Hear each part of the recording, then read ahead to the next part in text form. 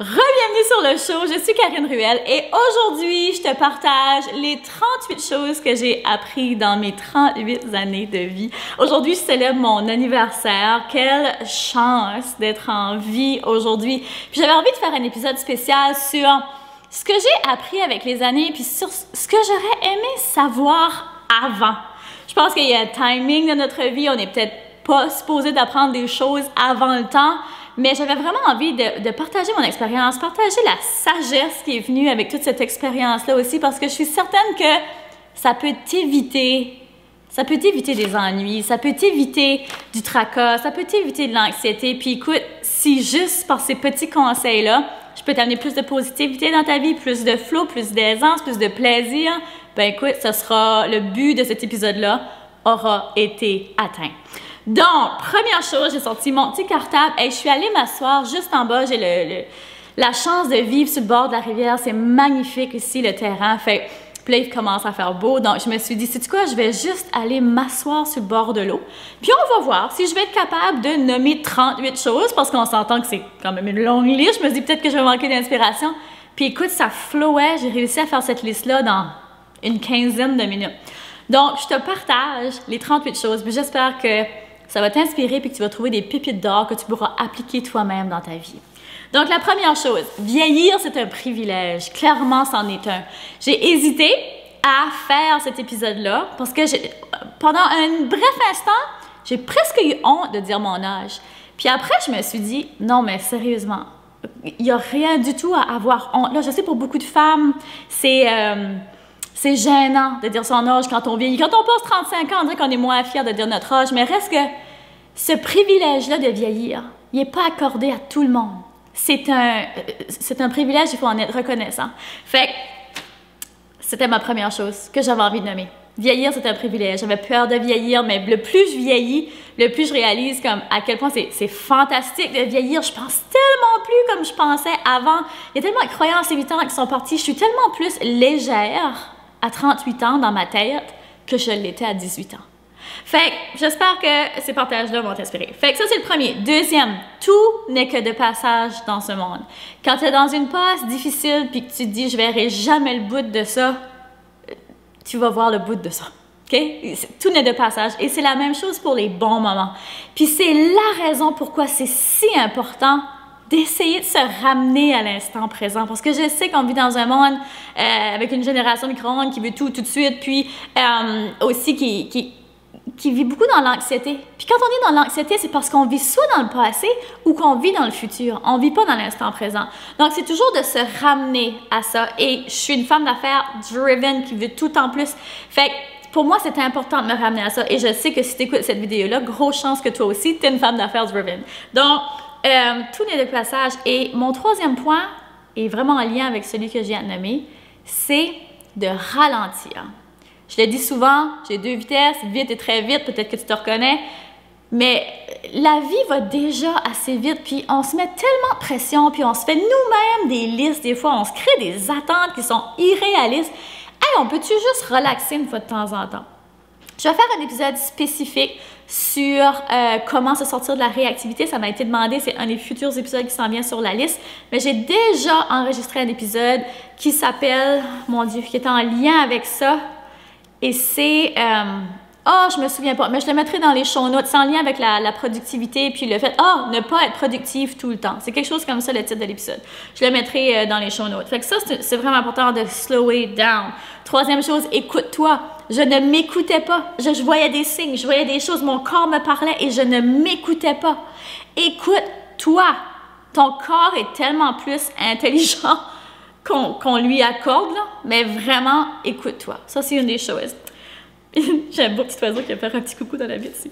OK, connecte-toi à ta spiritualité. Encore une fois, avec les signes. Pendant un moment, j'avais complètement perdu contact avec la spiritualité.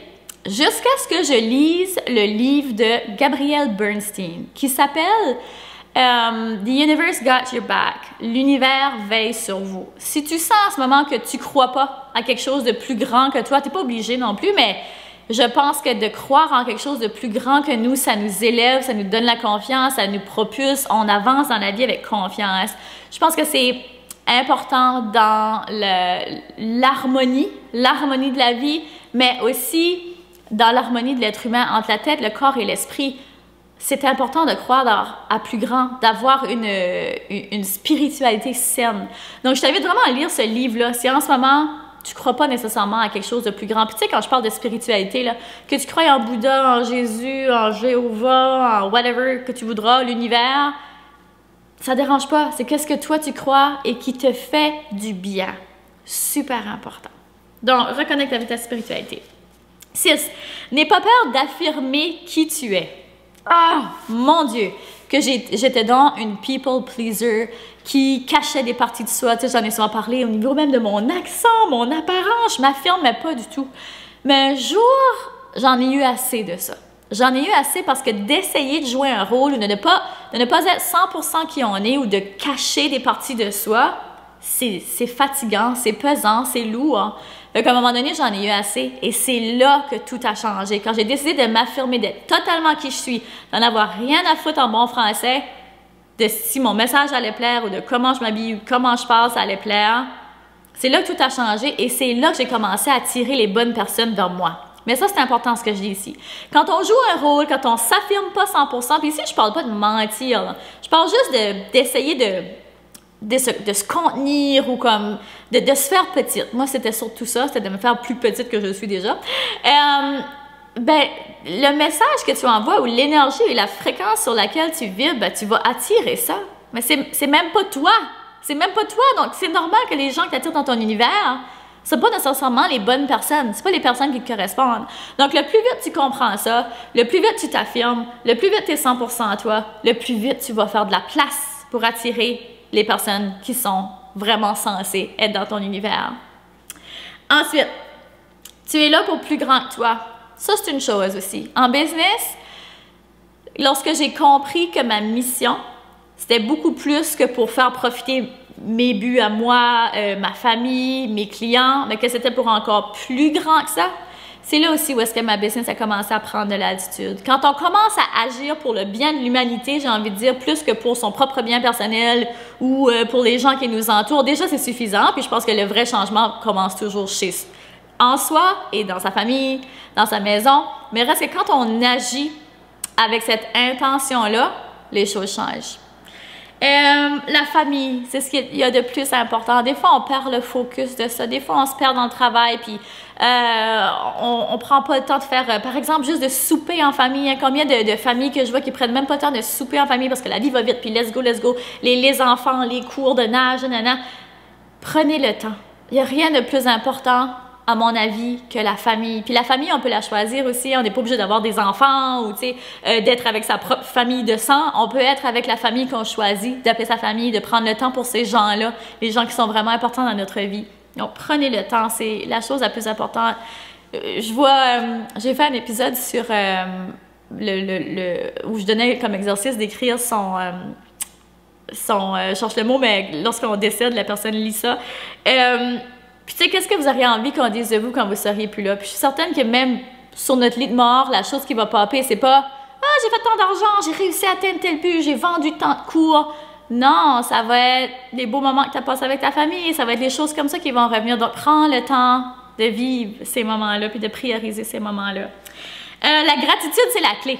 Mon Dieu, j'aurais aimé comprendre ça plus jeune. Je l'ai quand même compris assez jeune.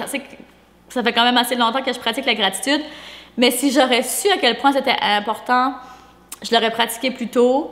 Je l'aurais enseigné plus tôt aussi, même au début quand j'avais moi-même vu à quel point c'était important. J'avais comme encore un peu peur de l'enseigner parce que je me disais, il y a peut-être juste moi qui vois ça, à quel point c'est puissant. Puis, ça fait drôle d'enregistrer cet épisode-là parce que je me revois de la façon dont je pensais. Puis je me dis, mais voyons, pourquoi tu pensais comme ça? Tu sais, maintenant que j'ai évolué, right? Je suis certaine que tu te reconnais aussi en disant ça. Mais, c'est ça. Tu sais, de prendre le temps, quand on croit vraiment dans quelque chose, ça revient à se faire confiance, ça revient à arrêter de vouloir plaire aux autres, ça revient à s'écouter, puis à passer les messages qu'on trouve qui étaient importants. Puis c'est parce que je voyais ça comme une stratégie trop simple. Je me disais, mais c'est tellement simple. Pour vrai, comme ça se peut pas que ça soit aussi tant life-changing que ça. Puis je le voyais bien pour moi que j'avais des résultats incroyables, mais encore une fois, je doutais parce que c'était pas assez compliqué. J'avais encore cette mentalité-là que faut que les choses soient difficiles, pour que les choses, que ça vaille la peine d'être enseigné, il faut que ça soit comme wow, life-changing, que ça soit comme impactful. Mais je réalisais pas que la gratitude, c'est vraiment un moteur silencieux. Fait pas beaucoup de bruit, la gratitude. C'est pas quelque chose d'extravagant, mais mon Dieu que c'est puissant. Take note. Un jour, ça fera du sens. J'ai tellement, pendant longtemps, pas compris mon chemin de vie. J'ai commencé par être une dessinatrice de mode. Ensuite, je suis partie étudier l'orthophonie. Ensuite, j'ai fait un peu de marketing à l'université. Ensuite, je suis partie en psychologie. Ensuite, je suis partie, pour finir, psychothérapeute. Ensuite, je suis partie en business, faire du fitness et nutrition. Après ça, je suis partie, justement, là, revenir à tout ce qui était plus psychologique, mindset. Et aujourd'hui, je suis une coach de business. Fait que, pendant longtemps, je me disais, je me répète toujours, mais t'es dans ma mêlée, tu sais dans ma pas ce que tu veux, tu sais, je me tapais sur la tête. Mais aujourd'hui, quand je regarde tout ce que j'ai fait, ça fait tellement de sens! Je veux dire, je suis une coach de business. On s'entend que la business, c'est 80% mindset, tout mon bagage de psychologie, 20% stratégie. Et dans l'art, dans la façon dont je me présente, dans la façon dont je m'habille, dans la façon dont mon brand est designé, ça vient tout chercher ça, la partie designer, la partie artiste. Donc, tout ce que j'ai fait me sert pour qui je suis aujourd'hui. Mais des fois, ça, on le voit pas. Puis on a tendance à se taper sur la tête. Mais là, pourquoi j'ai été faire ça? Pourquoi je change? Tu sais, pourquoi je peux pas juste faire comme tout le monde? Moi, je me disais, je voyais mes amis, pourquoi je peux pas juste faire un métier? Puis, voyons donc, on n'est pas tous faits pour faire la même chose, puis c'est la beauté de la vie. Mais un jour, ça fera du sens. Peut-être qu'en ce moment, ça fait pas de sens. Puis là, ça, c'est un exemple parmi tant d'autres. Peut-être que toi, c'est dans tes relations, que tu as passé dans différentes relations, whatever. Mais un jour, ça fera du sens. Fais-toi juste confiance. Ensuite, t'as pas besoin de tout ça. Ça, c'en est un que je m'ai nommé. Tu sais, j'adore magasiner. Puis on dirait que on travaille, j'ai vu une citation il n'y a pas tellement longtemps, on travaille pour se payer des choses avec notre temps. Et j'étais comme, oh, tu sais, vu comme ça, imagine, on travaille, on prend du temps qu'on pourrait passer avec notre ami, qu'on pourrait, tu sais, prendre du temps pour nous, on prend du temps pour travailler, pour se payer des affaires. C'est quand même un peu ridicule quand on y pense à ça. C'est pas ridicule quand on pense à s'acheter de la nourriture, un toit sur notre tête, des choses comme ça, mais des fois, on exagère. Tu sais, est-ce qu'on a vraiment besoin de tout ça? Ça, je te pose la question. Tu sais, c'est pas d'être non plus une minimaliste, puis il y a des extrêmes, c'est certain, mais reste que des fois, là, t'as-tu vraiment besoin de tout ça? Ensuite, regarde en avant, pas en arrière. Ah, comment de fois on est porté à regarder en arrière toutes les erreurs qu'on a fait. Oh mon Dieu, moi je me revois là au début de l'âge adulte avec toutes les erreurs qu'aujourd'hui je comprends que c'était des passages, puis qu'il fallait que j'apprenne des choses. Puis je suis restée stock là-dessus, puis ça venait tellement affecter mon estime de moi quand c'était en arrière. OK? C'est en arrière pour une raison. Notre cou, il est fait pour regarder en avant. Pas comme ça. Pas en arrière. OK? Fait que des fois, c'est correct de regarder en arrière un instant pour apprendre de ça. Mais après, c'est de se dire, qu'est-ce que je peux apprendre de ça? Puis comment est-ce que je peux avancer maintenant? En laissant ça derrière. C'est derrière pour une raison. Ensuite, laisse aller les relations qui ne sont pas bonnes pour toi. Je me suis vue entretenir des relations où je me sentais vraiment pas bien. Tu sais, après chaque conversation, tu sais hein, si une personne est bonne pour toi ou pas bonne pour toi. Par exemple, tu vas prendre un café avec une personne, une amie, puis si tu sors du café puis tu es fatigué, puis tu te sens plus ou moins bien, ou tu regrettes d'avoir dit quelque chose, tu n'aurais peut-être pas dû, comme mettons tu partages un secret ou quelque chose, puis tu te sens comme pas bien après, tu es comme « Oh, j'aurais peut-être pas dû dire ça ». Il y a probablement de raisons. Si tu te sens fatigué après, c'est peut-être pas nécessairement une relation qui est bonne pour toi, c'est pas énergisant pour toi. Puis je me suis vue entretenir des amitiés pour pas faire de peine à l'autre ou pour pas faire de peine à l'autre, c'était souvent ça. Mais il faut y penser deux fois parce que votre temps est précieux, puis si c'est pas bon pour vous, est-ce que c'est vraiment nécessairement bon pour l'autre personne aussi? Ça, c'est une autre question. Alors, Arrête de vouloir plaire à tout prix. Bon, ben ça fait partie aussi de beaucoup de choses que j'ai dit, de ce désir-là de vouloir plaire à tout prix. Il y a une citation qui dit « On n'est pas du chocolat ». Donc, c'est impossible de plaire à tout le monde. Puis c'est ça qui est beau aussi, parce que est-ce que toi, tu aimes tout le monde? Puis je parle pas de aimer, détester, là, on parle pas dans cet extrême-là, mais dans le sens que, tu sais, comme par exemple, en étant coach de business, bon, je suis sur l'Internet, je parle de ma philosophie, de comment je vois les choses, tu sais, j'enseigne d'une telle façon. Je suis pas faite pour tout le monde. Puis c'est correct. J'ai pas envie d'enseigner à tout le monde aussi. J'ai envie d'enseigner à des femmes qui sont elles aussi driven, où est-ce qu'on partage les mêmes ambitions, la même drive, la même énergie. Tu sais, moi, mes clients, elles finissent par devenir mes amis parce qu'on s'entend bien sur tellement de points, on tripe sur les mêmes affaires. Je veux dire, comment fantastique que la vie peut être quand tu agis comme ça versus quand tu essaies de plaire, puis quand tu essaies d'être dans un moule, puis quand tu n'es pas 100% toi-même, encore une fois, tu n'attires pas les bonnes personnes vers toi. Fait que super important d'arrêter ça, de vouloir plaire à tout le monde. Voyons donc. Ensuite, regarde tes peurs en face. Si j'aurais su... Et pourtant, je suis une psychothérapeute de formation, mais c'est souvent ça. Tu sais, on prend le temps de regarder les peurs des autres, mais des fois, on prend pas le temps de regarder les nôtres. Et ça, moi, je l'avais pas fait pendant longtemps. Maintenant c'est fait. Puis maintenant, c'est pas un plaisir d'aller regarder ça en face puis les détruire, mais maintenant, puis je crois pas que ça vient nécessairement avec l'âge, je pense que ça vient juste avec le faire, comme dans n'importe quoi, c'est comme à mesure de le faire, on prend de l'aisance là-dedans. Mais maintenant, je réalise que à quel point c'est important pour être capable d'avancer. Parce que des fois, on ne veut pas regarder nos peurs parce que ça fait mal, c'est douloureux, c'est pas plaisant aller regarder ses peurs en face, ça fait peur, ça s'appelle pas peur pour rien. Hein? Mais c'est super important pour la suite. Puis le mot peur, en anglais, c'est fear. Puis fear, si on regarde chaque lettre, ça veut dire false evidence appearing real. Donc, des fausses évidences qui paraissent vraies, mais qui ne le sont pas.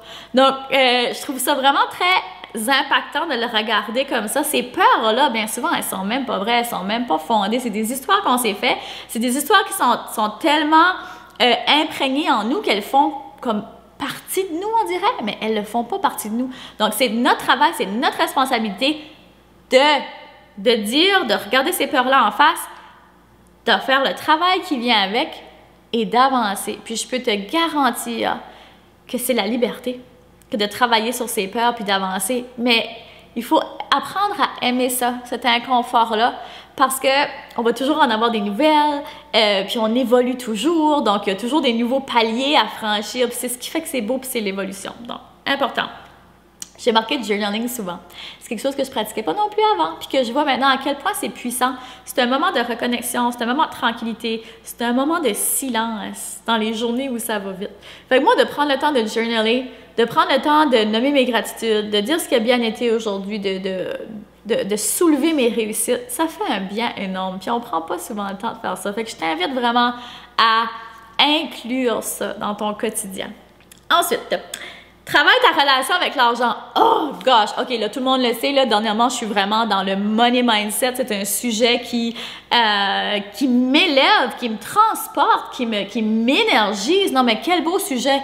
Quand je regarde moi qui avait justement une relation, ben j'avais une relation pratiquement absente avec l'argent. Moi, c'était mon mari qui gérait l'argent. On est mariés, ça fait presque 10 ans. Fait que, nos finances sont toutes ensemble. C'est lui qui s'occupait de ça. J'avais pas envie de gérer ça. C'est comme occupe-toi-en, toi. Tu sais, payer les bills, ces affaires-là. Moi, je vais pas m'en occuper, tu sais. Mais je réalise que c'était une erreur parce que, tu sais, quand tu vois pas ton argent passer, je trouve que c'est comme... C'est pas moi motivée à travailler, mais maintenant que là, je vois mes finances rentrer, puis là, je vois comment je fais dans un lancement, puis ça me motive tellement. Et cette relation-là avec l'argent est super importante parce que moi, j'avais une peur de vendre. Pour moi, la vente, c'était associé à tanner les autres. C'était associé à une personne qui est avare, donc tu sais, qui pense juste à l'argent. L'argent, c'est négatif. L'argent, c'est juste pour les personnes qui sont pas qui sont superficielles, mais tu sais, pas loin. Fait que j'avais plein d'idées préconçues, mais c'est tellement pas ça. L'argent, c'est un échange d'énergie entre toi et ton client. Tu sais, pense-y, quand toi, tu achètes un produit, un service, une nouvelle robe, un coaching, est-ce que tu es content de payer? J'espère que la réponse est oui, sinon achète pas ça. Mais oui, tu sais, moi, oui, je suis contente de débourser parce que je suis comme, oh, merci, je le veux, j'en ai besoin, ça va m'aider.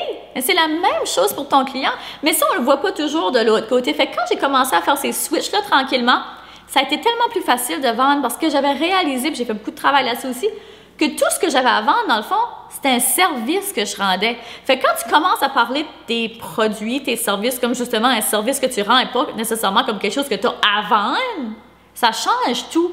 Donc, cette relation-là avec l'argent, pour moi, ça a été un beau, gros point tournant dans mon évolution de femme et de femme d'affaires. Et c'est comme la gratitude, là, maintenant que j'ai vu l'évolution, là, maintenant, je m'enseigne à tout le monde le money mindset.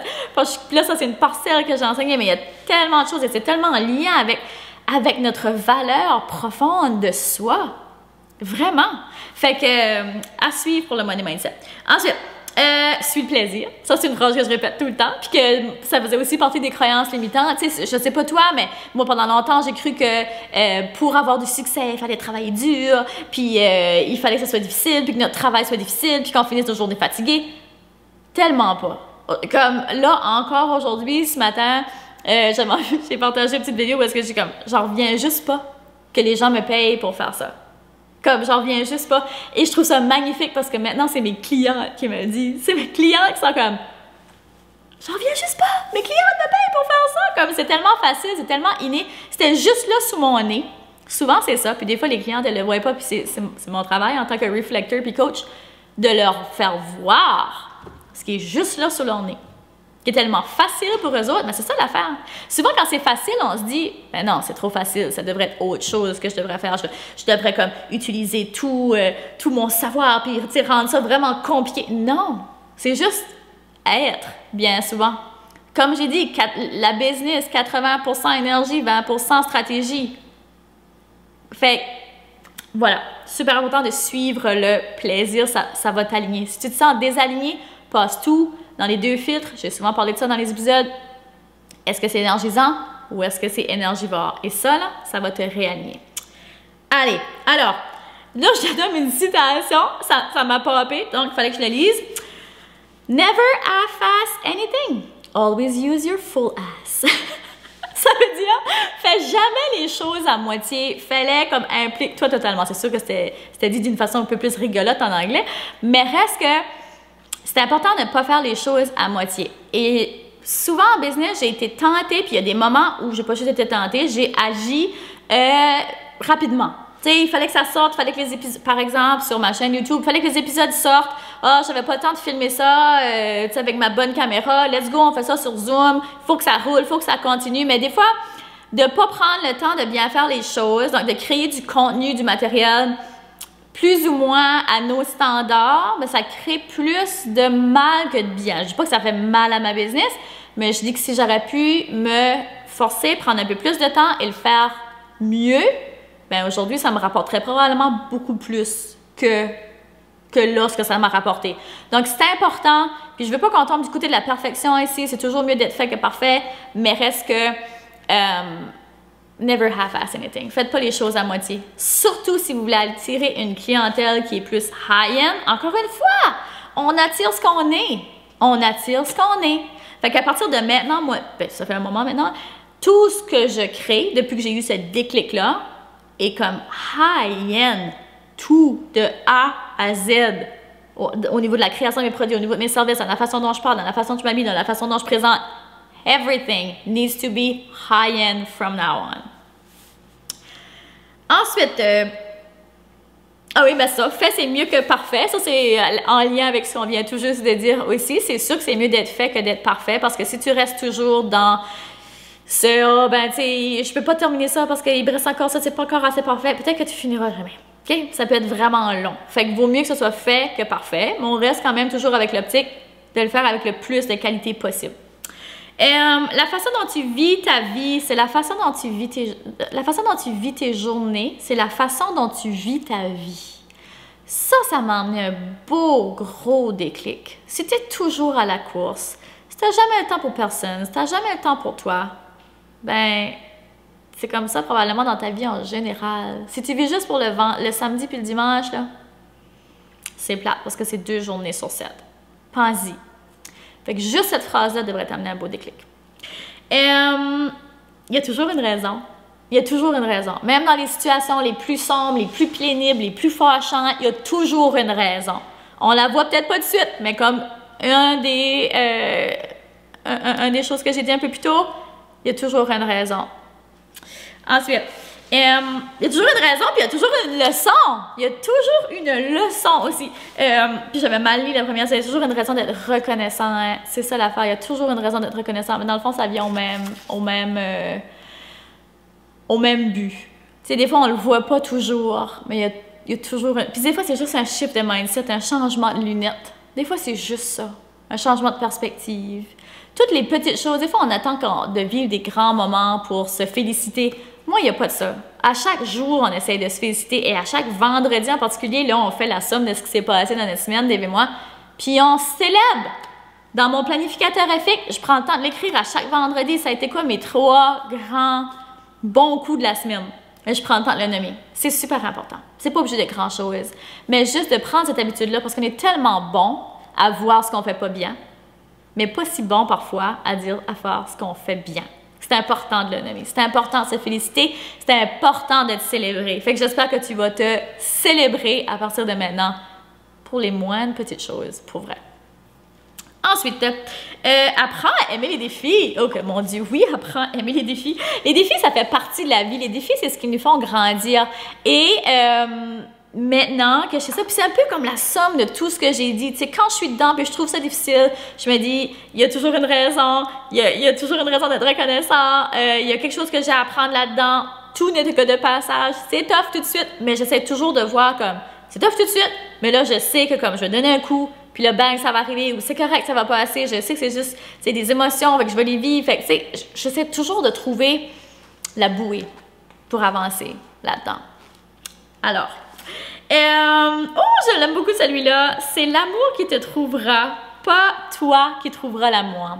À ce moment-là, quand j'étais sur le bord de l'eau puis j'écrivais, je me disais quel conseil est-ce que je pourrais bien donner par rapport à Dave, tu sais, la chance que j'ai d'avoir trouvé l'amour de ma vie. Puis c'est vraiment ça qui est monté.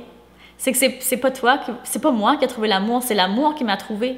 C'est lorsque j'ai été dans un stade de ma vie, puis peut-être que ça c'est mon histoire à moi, mais je pense que c'est l'histoire à beaucoup de gens aussi. Lorsque j'étais dans un stade de ma vie où est-ce que je devais plus rien à personne.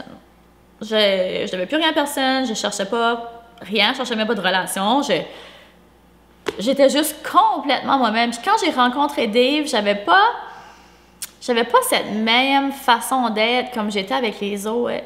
Où est-ce que je cherchais toujours à plaire, ou est-ce que j'étais pas 100% moi-même. Directement quand je l'ai rencontré, ça a été comme, sais-tu quoi? Moi, j'ai rien à plaire. Fait que j'étais comme totalement moi-même, comme totalement là. From the get-go. Dave, il a su, puis c'est souvent ça, on en fait des blagues, là, je suis comme, toi, tu savais dans quoi tu t'embarquais, là, que ça n'a jamais été une surprise. Puis t'es comme, ouais. Mais en même temps, ça a été la plus belle chose, un des plus beaux cadeaux que tu peux faire à l'autre en commençant une relation. Sois donc 100% toi-même. De toute façon, il va finir par trouver c'est qui la vraie toi.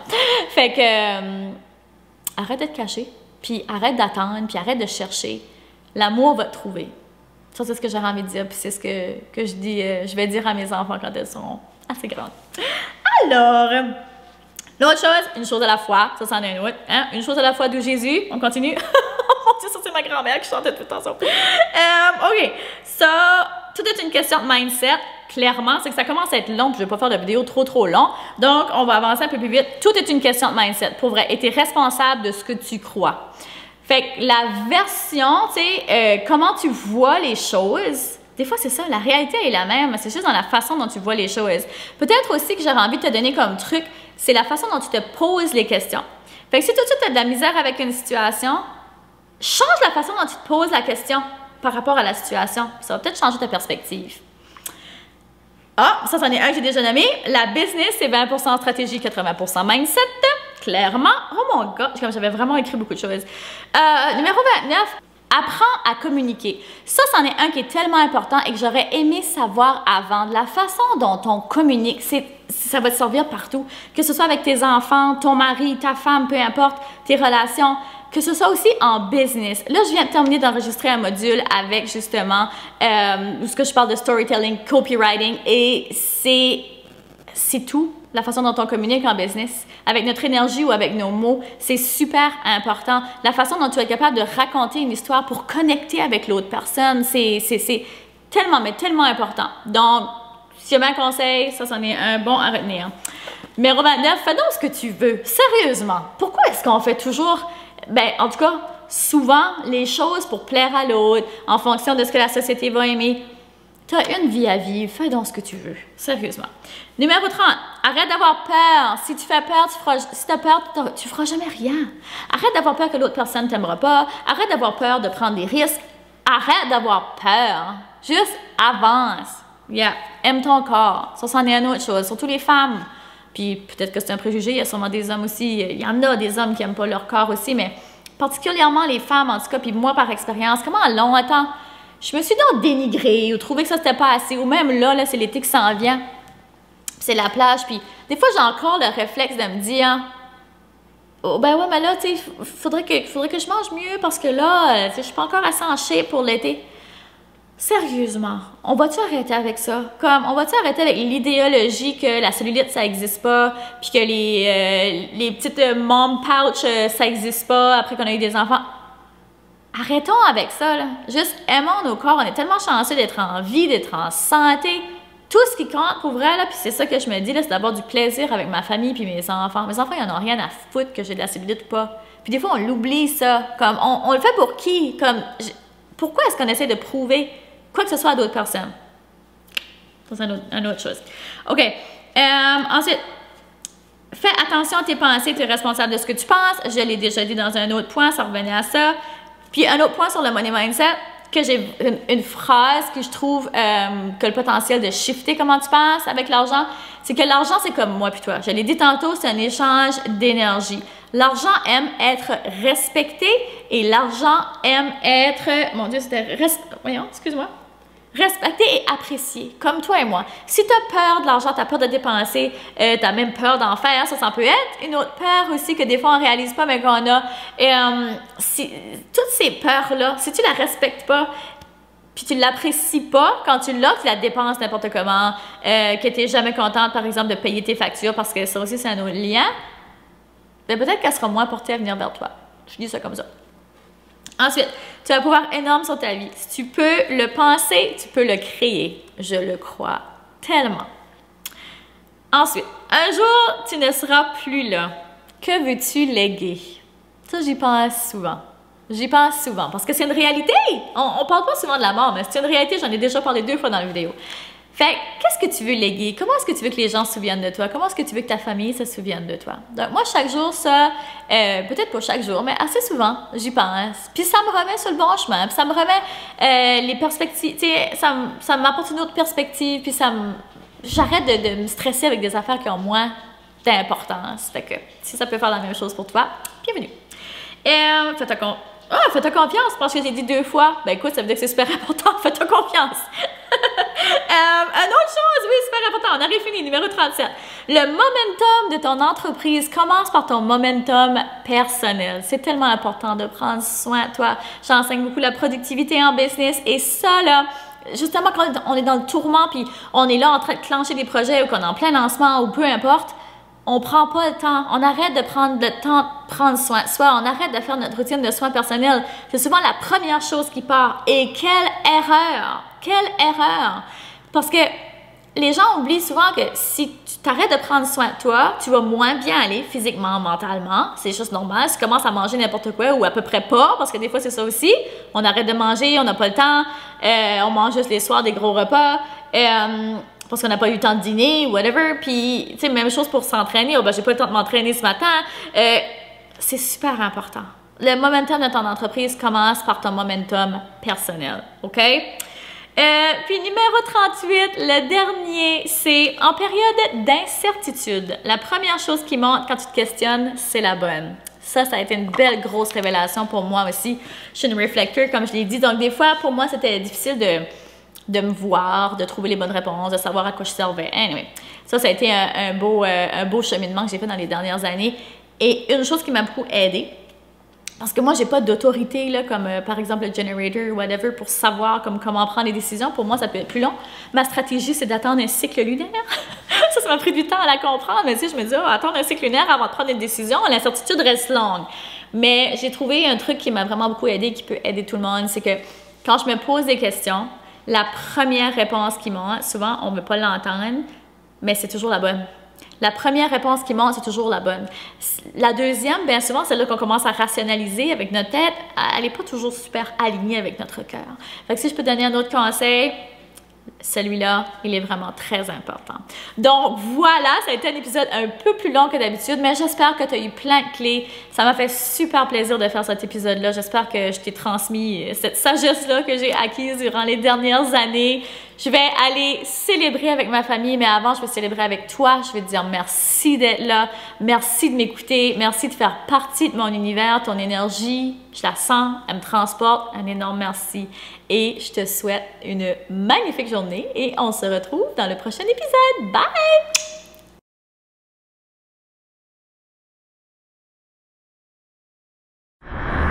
Vous venez d'écouter le podcast Altitude. Pour ne rien manquer des prochains épisodes, abonnez-vous au podcast et cliquez sur le 5 étoiles. Vous pouvez aussi consulter nos outils gratuits créés pour vous au www.podcastaltitude.com. Merci d'avoir été là et à très bientôt dans le prochain épisode Femmes d'Altitude.